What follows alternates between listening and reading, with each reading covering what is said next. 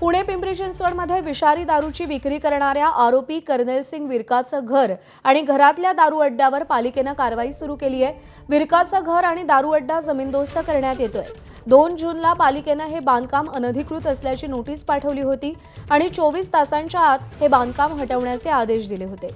मात्र तुरुंगात असलेल्या विरकानं घरातलं फक्त साहित्य हटवलं, त्यामुळे आज पालिका त्याचं घर आणि घरातून चालणारा दारू अड्डा नेस्तनाबूत करतेय।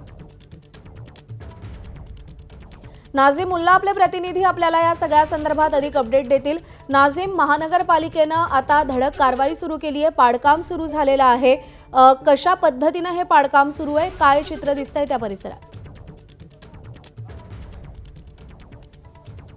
प्रज्ञा, पिंपरी चिंचवडमधील विषारी दारूकांडाचं जे केंद्रबिंदू आहे त्या केंद्रबिंदू आता नेस्तनाबूत करण्याच्या अनुषंगाने पिंपरी चिंचवड महानगरपालिकेकडून कारवाई सुरुवात झालेली आहे आणि इथलं सगळं साहित्य जे आहे ते आता आपण बघतोय की बाहेर काढण्यात आलेलं आहे। खरं तर हे कर्नल सिंग ज्याचा हा दारू अड्डा आहे, घरामध्येच तो हा सगळा दारू अड्डा चालवायचा, त्याच्यामुळं घर आणि हा दारू अड्डा त्यांना नेस्तनाबूत करायचा आहे। परंतु इथं निमुळते रस्ते आणि हे असल्यामुळं JCB आणि पोकलेनसारखे यंत्र येणार नाहीत, त्याच्यामुळं हे ब्रेकर जे आहेत ते या ठिकाणी आणलेले आहेत आणि अशा ब्रेकरच्या साह्यानं हा जो घर आहे ते जमीनदोस्त करण्याची प्रक्रिया जी आहे ती आता इथं सुरू झालेली आहे। हळूहळू आपण बघतोय की एक साहित्य जे आहे ते बाहेर काढलं जात आहे, कारण पूर्ण घर हे इथं घर आणि इथपर्यंत हा जो टेरेस आपण बघतोय जिथं साहित्य आणून ठेवलेलं आहे हे सगळं या कर्नल सिंगचं आहे, ज्यानं इथं विषारी दारूची विक्री केली।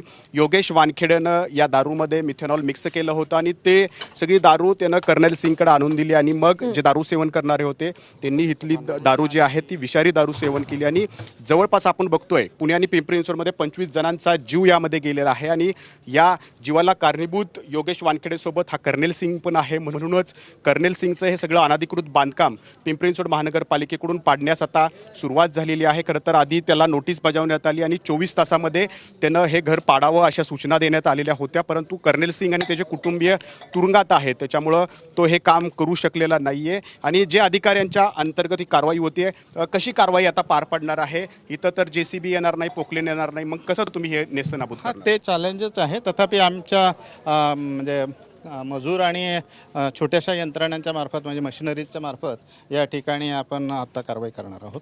किती वेळ लागू शकतो अंदाजे तुम्हाला, कारण हाताने पाडकाम करायचं? हां, साधारणतः दुपारपर्यंत ही कारवाई होईल, कारण 2-4 तास म्हणजे इथं लेबरला पण काम करायला संधी तेवढी नाही आहे, परंतु साधारणतः 2-3 वाजेपर्यंत ही कारवाई करणं अपेक्षित आहे। पूर्ण अख्खं घर आपण जमीनदोस्त करतोय? येस।